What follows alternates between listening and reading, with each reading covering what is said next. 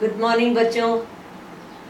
आज हम श्रुति सम भिन्नार्थक शब्द पढ़ने जा रहे हैं। आप पहले श्रुति सम भिन्नार्थक शब्द पढ़ चुके हैं, ठीक है।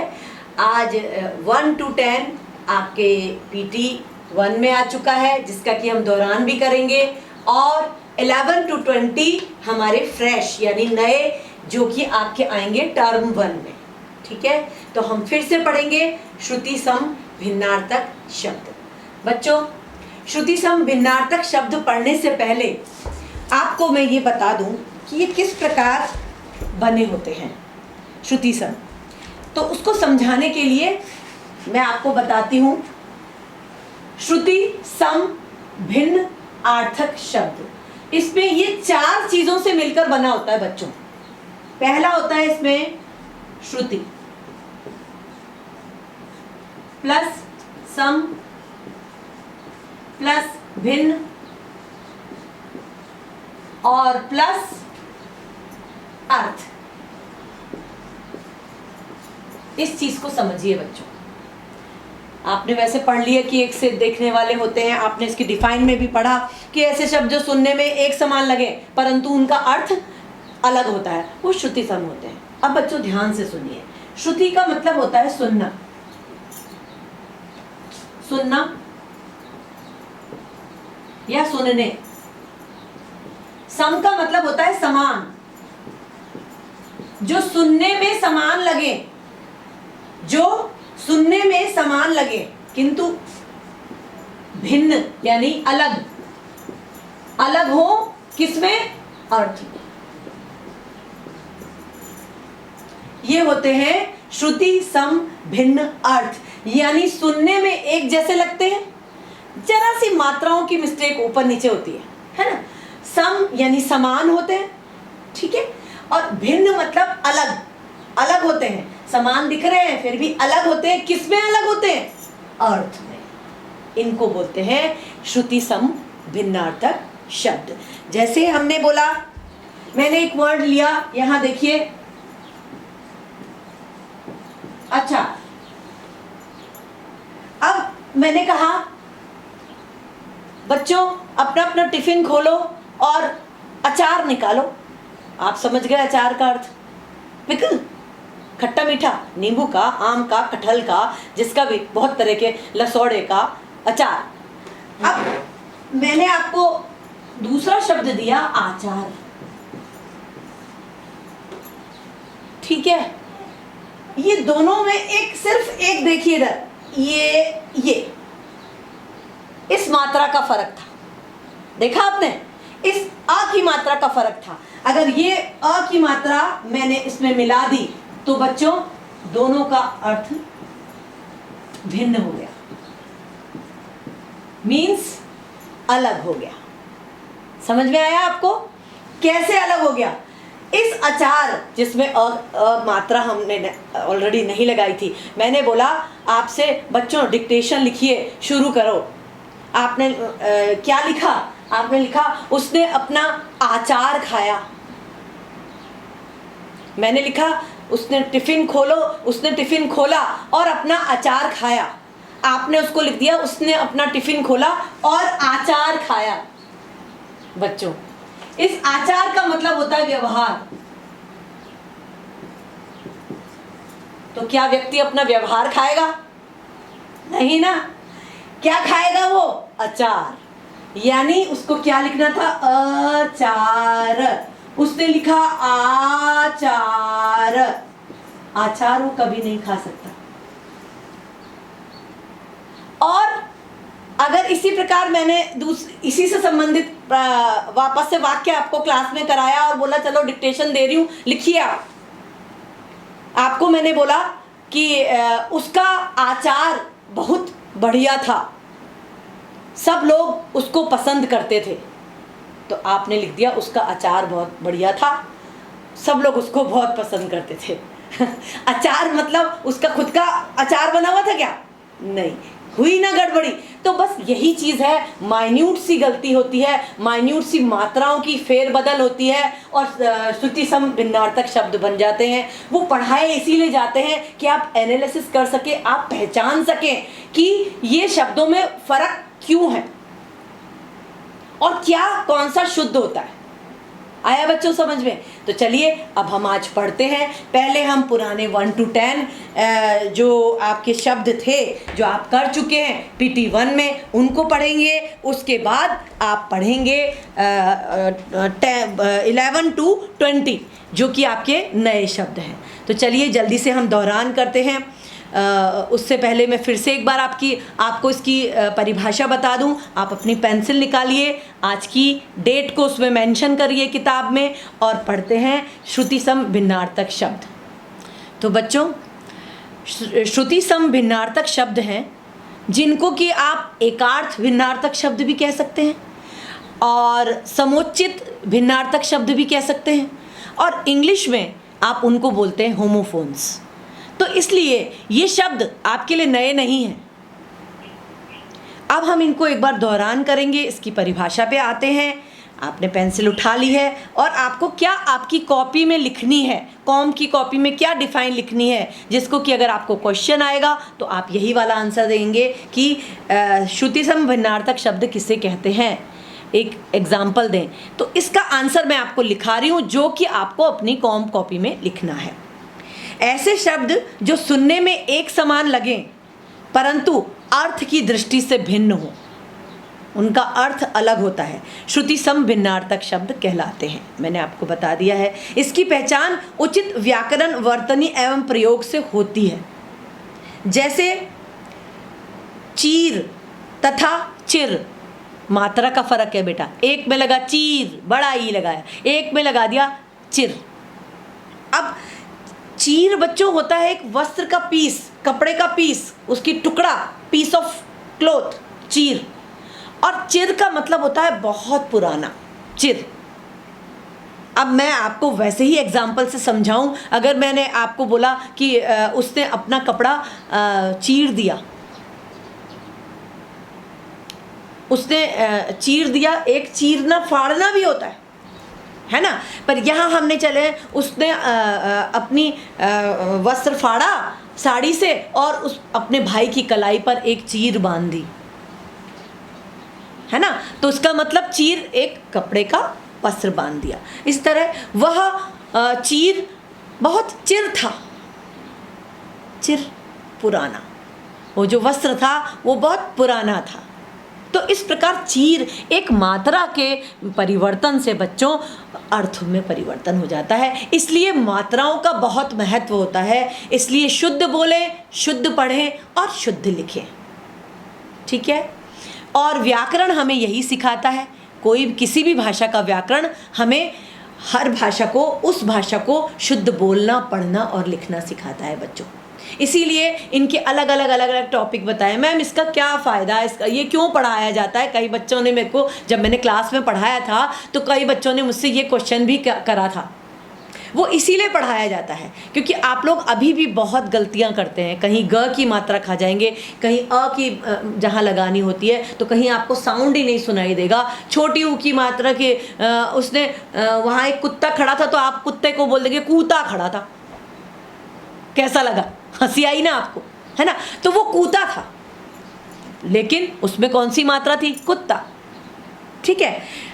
इसीलिए ये दोनों शब्द उच्चारण, वर्तनी और अर्थ की दृष्टि से भिन्न हैं। परंतु यदि कोई उचित उच्चारण ना करे, मैंने बोला कि अगर वो शुद्ध नहीं बोले, है ना, मैं वहाँ पे उसको पौंड में या मैदान में कूद गया। अब कूद गया में कई लोग तो वर्तनी संबंधी, खाली वो ही नहीं, वर्णों के संबंधी अशुद्धियाँ भी कर देते हैं। कूद गया को बोलेंगे खूद गया, मैं खूद गया। अब वो वर्ड था कूद, और तो क्या होता है, वो हंसी का पात्र बनता है। आपको खुद को हंसी आती है। आप मूवीज़ में भी देखते हैं, कई जगह ऐसा होता है कि जब वो किसी शब्द को किसी दूसरी तरह बोल देता है। आप ही लोग बोलते हैं भाषा बोलना होता है, आप बोलते हैं भाषा। कैसा प्रतीत होता है, ऑड, हमें खराब लगता है। इसलिए उसको शुद्ध बोलना है, ठीक है। तो चीर का अर्थ वस्त्र होता है तथा चिर का अर्थ होता है पुराना, जैसे कि मैंने आपको बता दिया। ठीक है, इसी प्रकार चिता और चिंता, चिता और चिंता दोनों में छोटा ई लगा है, किंतु चिता में आपने कोई बिंदी का प्रयोग नहीं करा, चिंता में आपने उसके साथ एक बिंदी भी लगाई है। चिंता चिता समान है। एक वाक्य कहा, एक कहावत है कि जो चिंता करता है वो चिंता उसको चिता की तरफ ले जाती है। चिंता कौन सी चिंता? बेकार की चिंता, टेंशन, बेकार का, स्ट्रेस में रहता है तो वो उसको चिता की तरफ यानी मृत्यु की तरफ ले जाती है। तब इस प्रकार चिता शब्द का अर्थ आपने समझ लिया। चिता क्या होती है? मृत्यु के पश्चात जो आपको शरीर को दागा जाता है, जलाया जाता है, वो तो चिता होती है। और चिंता का मतलब होता है थिंकिंग करना। देखिए, चिंता करनी वैसे अच्छी होती है, लेकिन अति चिंता अति सर्वत्र वर्जित। जब बहुत ज़्यादा चिंता करेंगे तो वही चीज़ खराब हो जाएगी। तो इसमें फ़र्क मैं ये बताना चाह रही हूँ, खाली बिंदी का फ़र्क है बच्चों, और उसके अर्थ में परिवर्तन आ जा रहा है। ठीक है, इस प्रकार चिता और चिंता दो ऐसे श्रुतिसम भिन्नार्थक शब्द हैं जो एकमात्र अनुस्वार की वजह से, अनुस्वार मतलब बिंदी, अनुस्वार की वजह से भिन्न हो जाते हैं। ठीक है, अब आते हैं हम 1 to 10। आपने पढ़ा शब्द हैं वो आपके, चलिए हम जल्दी जल्दी एक बार दोहरान करते हैं, आपको समझ में भी आ जाएगा। शुद्ध बोलेंगे तो शुद्ध याद करेंगे। पहला है अली, अली नहीं है ये, अली। देखिए, अली जब होता है तो उसका अर्थ डिफरेंट होता है, और जब अली होता है उसका अर्थ बिल्कुल डिफरेंट होता है। अली का मतलब होता है भंवरा, जो गुंजायमान होता है, भंवरा, फूल के ऊपर घूमने वाला। अब वहीं आपने अली कहा तो अली का मतलब होता है सहेली, आपकी मित्र। का कहूँ अली तोहे, है ना, मैं तुझसे क्या कहूँ सखी, अली मतलब सखी। अब देखिए, दो है अंक और अंग। अब यहाँ पे वर्ण का है, देखिए ये अंक की जगह मैंने उसको बहुत अच्छे अंक आए हैं तो आपने लिख दिया उसको बहुत अच्छे अंग आए हैं, तो उसके क्या शरीर के अंग उग गए क्या? नंबर की जगह उसको अंग उग गए क्या? गलत हो गया ना। अंक का मतलब होता है गोद, उसने उसको अपनी गोद में बैठाया, तो अंग का मतलब होता है शरीर का हिस्सा। इसी तरह अंतर और अंदर, अंतर, और मैंने अंतर लिखने के लिए कहा कि अपने अंतर में झांक के देखो, अपने हृदय में झांको, मतलब, और अंदर का मतलब भीतर। अवधि और अवधि, देखिए एक है अवधि, छोटा ई, जो छोटा ई है उसको बोलेंगे भी वैसा, अवधि नहीं बोलेंगे। अगर छोटा ई लगा है तो उसको बोलेंगे अवधि। क्या बोलेंगे? अवधि, है ना। अवधि का मतलब समय सीमा। और वही दूसरा अवधि, अवधि एक प्रकार की बोली होती है बच्चों। पंजाब में जाते पंजाबी बोली बोलते। अवध प्रांत में पहले श्री राम के समय जो साहित्य रचना हुई थी वो अवधी भाषा में हुई थी बच्चों, तो वो अवधि है। उस अवधि में छोटी ई नहीं बड़ी ई आएगी। कली और कली, कली कली कली ये मतलब, ये तो कलियुग है, कलियुग, कली कलियुग से संबंधित है। और वहीं आप कली में बड़ी जब लगाओगे तो वही अधखिला फूल की जो अधखिली कली आप देखते हैं, गुलाब की कली, और उस कली के लिए आपको बड़ी कली लगाना होता है। मैम, हमने एक किताब में पढ़ा था, बच्चे ने मुझसे पढ़ते पढ़ते कहा कि कली में तो छोटी ई आती है। मैंने कहा बच्चा आपने बिल्कुल सही पढ़ा, तो मैम आपने तो यहाँ पे बड़ी ई की मात्रा लगवाई, क्यों? तब मैंने उसको ये समझाया, ये श्रुतिसम भिन्नार्थक शब्द के अंतर्गत आपने पूछा है, और इसमें दिखने में हम जरा सी मात्रा का डिफरेंस है लेकिन उनका अंतर है। फिर मैंने उसको बताया, आप जब कली बोलते हैं तो कली का मतलब कलयुग होता है, और कली जब बोलते हैं तो वो खिलने वाली कली के रूप में आता है। आदि और आदि, आदि का मतलब होता है आदिकाल से, यानी पुराने काल से, शुरू से, आरंभ से, आदिकाल। ठीक है, इसी प्रकार आदि जब लगाते हैं आप किसी चीज़ के अभ्यस्त हो जाते हैं, हैबिचुअल हो जाते हैं, आपको किसी चीज़ की आदत लग जाती है तो वो आदि होती है ना। मतलब अब किसी को कैमरे के पीछे उछलने की आदत है तो वहाँ पे क्या हुआ कि वो जब फोटोग्राफी कर रहा है तो भी उछल रहा है, क्योंकि वो उसका आदी है, हैबिचुअल है। ठीक है, अब आते हैं हम आधी और आदि। आदि आधा है ये, ध it should be clear, pronounce करना है आपको, क्लियर बोलिए। आधी, आधी, वो आदि था। अब ये आधी और आधी, मैंने आधी रोटी खाई, बड़ा ई लगेगा, यानी आधा हिस्सा। अब वहीं आपने बोला आधी, व्याधि, व्याधि में आधी लगता है, व्या प्लस आधी, व्याधि। व्याधि का मतलब होता है मानसिक रोग। अरे क्या आप आधी से पीड़ित हैं? आधी से पीड़ित है तो उनका आधी से पीड़ित क्या, समझ ही नहीं आया भाई। आधी, आधी बोलिए उसको। आधी मतलब एक प्रकार का मानसिक रोग। ठीक है, जो दिमाग से उपजा हुआ रोग होते हैं, पागलपन जो होता है लोगों में, वो आधी के नाम से जाना जाता है, आधी। ठीक है, आगे अनल और अनिल, बहुत कंफ्यूजन होता है इस शब्द में, अनल और अनिल। जब आप लिख रहे हैं अनल, अनल होती है आग बच्चों, और आपने कहा बहुत ठंडी अनल बह रही थी, तो आग कैसे ठंडी हो सकती है? प्रयोग गलत हो गया। आप कहना चाह रहे थे ठंडी अनिल बह रही थी, वो अनिल था बच्चों। एक ई की मात्रा के डिफरेंस में आपने आग और हवा को मिक्स कर दिया। आए समझ में? अवश्य और अवश्य, फिर मैं आपको यही उदाहरण दूंगी कि वह अवश्य आएगा। मैंने कहा ये लिखिए वह अवश्य आएगा, आपने लिख दिया वह अवश्य आएगा। मतलब उस सेंटेंस का अर्थ आपने क्या कर दिया? मैंने तो लिखा था आप अवश्य वह अवश्य आएगा, कि मतलब वो ज़रूर आएगा, अवश्य का मतलब ज़रूर, और आपने लिख दिया वह अवश्य आएगा। अवश्य का मतलब क्या होगा? लाचार, बेबस, वो लाचार आएगा।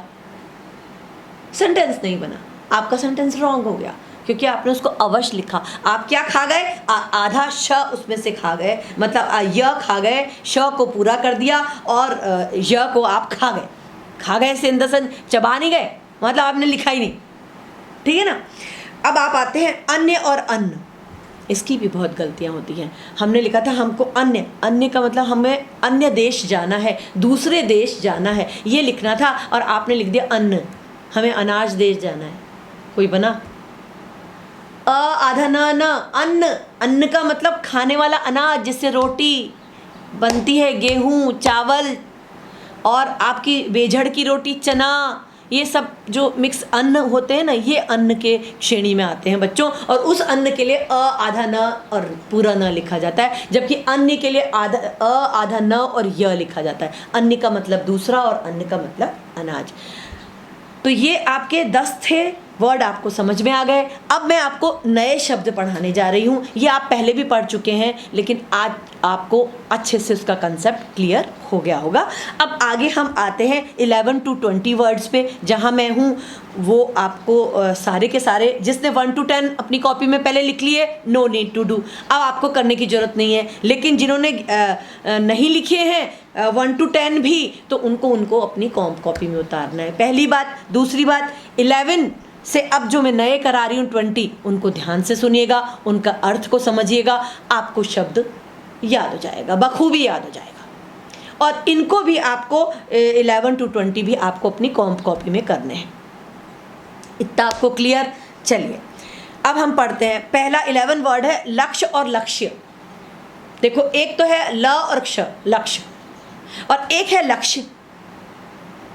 तो बच्चों, जो ल और क्ष लिखते हो, उसका लक्ष्य का मतलब होता है लाख, जिसकी चूड़ियाँ बनाई जाती हैं। आपने अभी अपने चैप्टर में पढ़ा था, लाख की चूड़ियाँ, आपके गुंजन का पाठ 3 था, लाख की चूड़ियाँ आपने पढ़ा होगा, है ना। तो वो होता है ल और क्ष, लक्ष्य।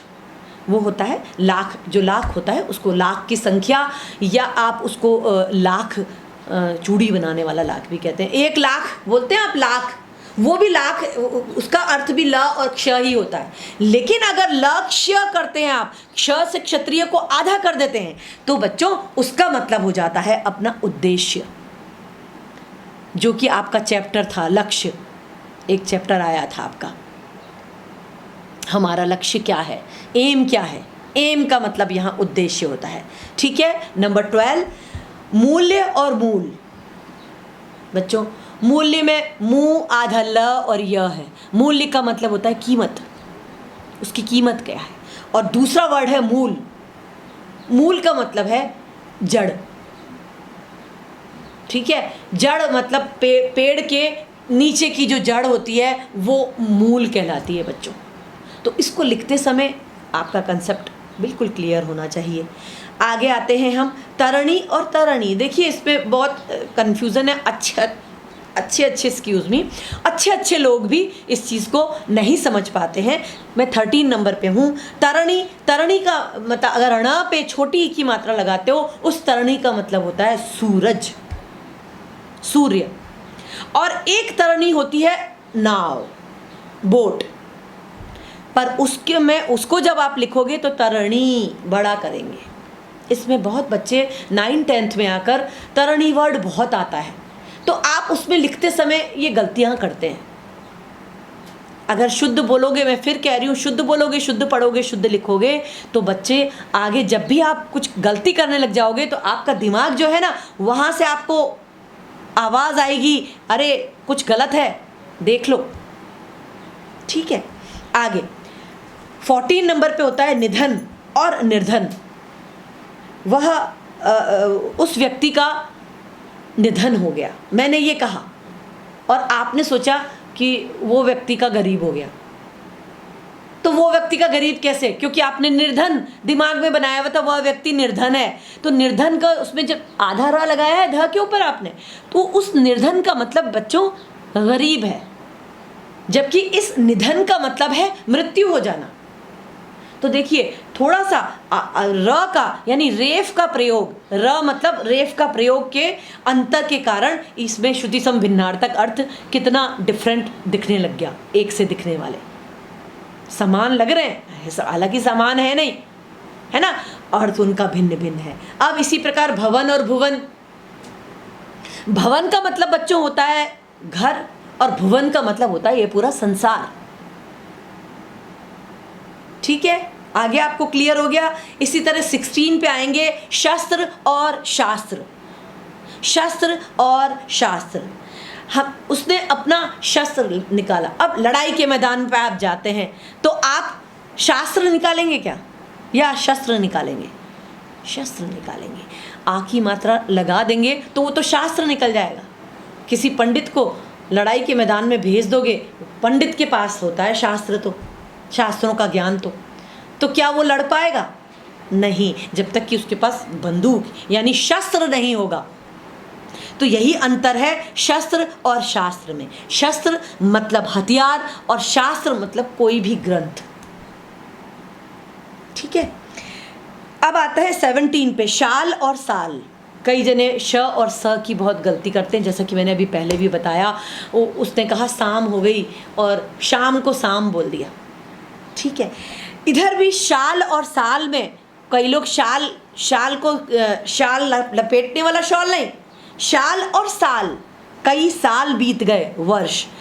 मैं तो कई साल से वहीं रहता हूँ।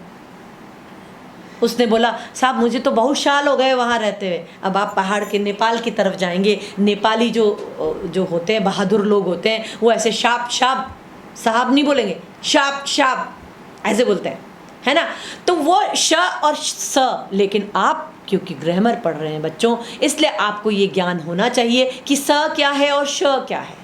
मैंने बोला शाल का मतलब शाल होता है, या तो आप चादर के रूप में शाल को बोलते हैं, या शाल को आप लिखते हैं एक वृक्ष के रूप में। जब मैंने बोला साल, उसने उसको साल उड़ा दिया। साल नहीं उड़ा दिया, साल नहीं होता कोई भी वर्ड। साल का होता है, पर उसका वर्ड उसने वर्ष, उसने उसको एक साल उड़ा दिया नहीं ना।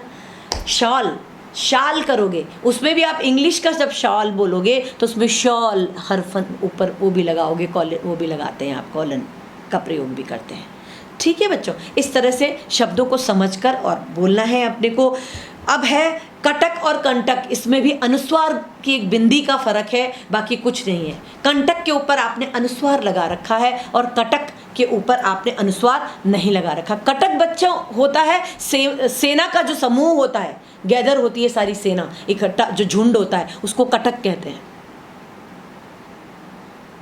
अब मैंने कहा गुलाब के पेड़ पर कंटक थे और आपने लिख दिया गुलाब के पेड़ पर कटक थे, यानी सेना थी, सेना चिपक गई थी गुलाब के पेड़ पर, नहीं, है ना।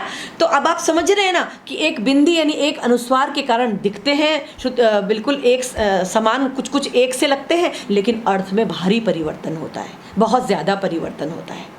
इसी तरह कटक सेना का समूह हुआ तो कंटक आपने हुआ कांटा। ठीक है, 19 वर्ड पे आते हैं हम। परिणाम और परिमाण और परिणाम,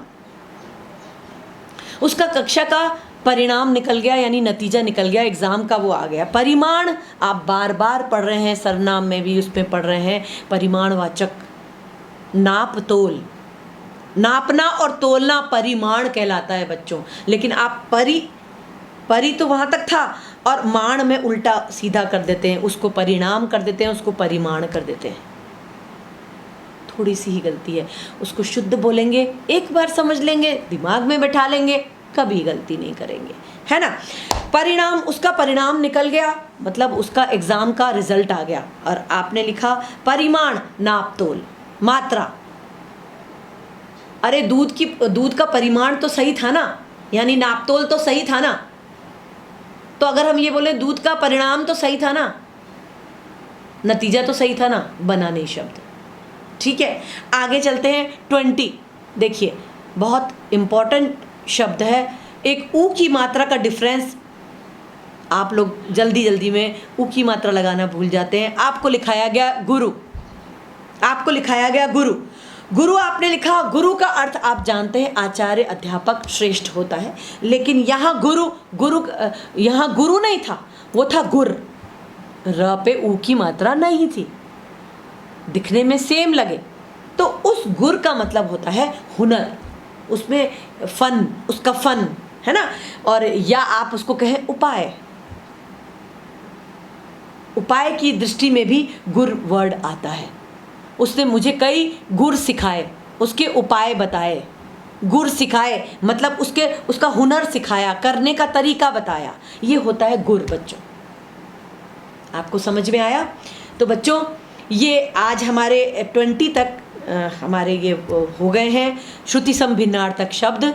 PT1 अलग से बताए मैंने, दोहरान करा, और T1 के नए मैंने आपको बता दिए। अब इसी से संबंधित आपके जो एक्स्ट्रा क्वेश्चंस आएंगे वो मैं आपको भेजूंगी आपके PDF फाइल में। अभी मैं ये आपके जो वर्ड्स हैं जो करने हैं एक्सरसाइज, वो मैं आपको यहाँ पे करा रही हूँ, मैं कराती जा रही हूँ, और यहाँ आपके लिए स्लाइड शो भी करती जा रही हूँ, दिखाती भी जा रही हूँ उसको, तो आपको ये सब समझ में आ जाएगा। अपनी पेंसिल निकालिए, करते चलिए और इसमें भी देखते चलिए। पेज नंबर 73, क्वेश्चन नंबर 1 क।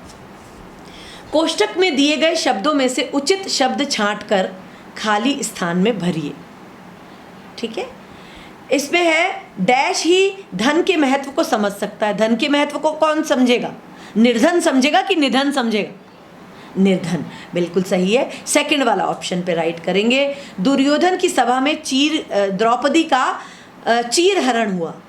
चिर हरण नहीं हुआ, चिर पुराना हरण नहीं हुआ, है ना, चीर हरण हुआ। ठीक है, फर्स्ट ऑप्शन राइट। लंबी बीमारी ने रामू को मरण की स्थिति में पहुंचा दिया।